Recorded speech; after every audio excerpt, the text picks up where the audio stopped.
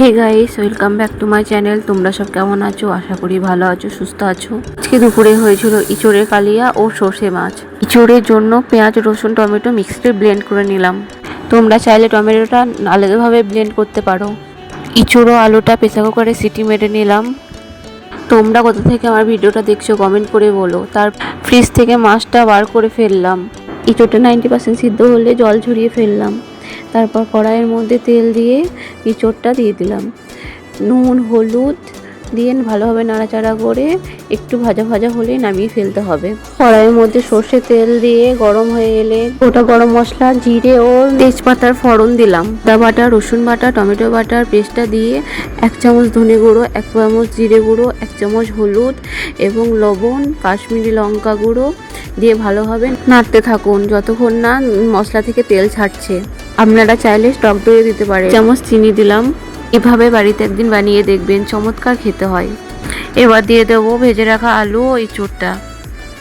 তারপর এটাকে ভালোভাবে কষিয়ে নাড়িয়ে চাড়িয়ে দিলাম গরম জল।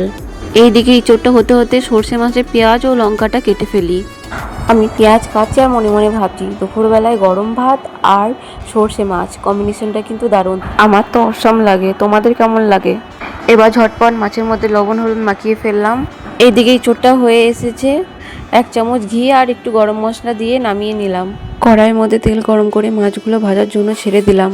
এইদিকে মাছ হোক, ওদিকে সর্ষে পোস্তটা বেটে ফেলি। প্রথমেই শিলের মধ্যে সর্ষে, পোস্ত, একটা কাঁচা লঙ্কা নিলাম।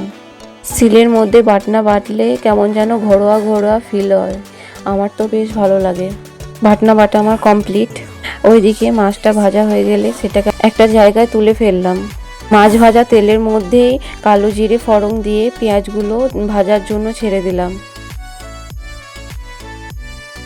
পেঁয়াজগুলো একটু ভাজা ভাজা হলেই তার মধ্যে টমেটো এবং কটা কাঁচা লঙ্কা, লবণ ও একটু হলুদ দিয়ে বাটির মধ্যে সর্ষে পোস্ত বাটাটা দিয়ে দিলাম।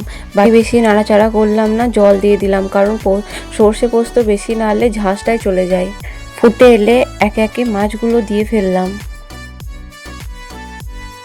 কি দারুণ গন্ধ ছড়িয়েছিল, দারুণ। এদিকে আমার সর্ষে মাছ কমপ্লিট।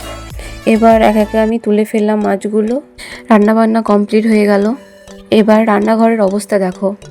না, তুড়ি মেরে পরিষ্কার হয়নি, এর পেছনে কাহিনী আছে, দেখে নাও কাহিনীটা। এই যে কাহিনী, কথাতেই আছে যে রাঁধে সে চুলও বাঁধে। তাই এক হাতে বাচ্চা সামলানো, রান্না করা সত্যি যাদের ছোট বাচ্চা আছে তারাই জানে। এবার রান্নার ঘরের কাজ কমপ্লিট করে নেব স্নান। রান্না করার পর স্নান করতে কি যে দারুণ লাগে। এদিকে বাবু ঘুম থেকে উঠে গিয়েছিল, ওর খাবার রেডি করেই আমি স্নানে গিয়েছিলাম। আজকে বাবুকে দিয়েছিলাম লাঞ্চে ফেনা ভাত। ওই যে খেতেই চাইছে না। বাচ্চাকে খাওয়ানো মানেই যুদ্ধ করা, যুদ্ধ বললেও কম হবে। দুর্দান্ত খেতে হয়েছিল। তোমরা এই দুটো রেসিপি বাড়িতে বানিয়ে দেখো, সবার কাছে প্রশংসা পাবেই পাবে।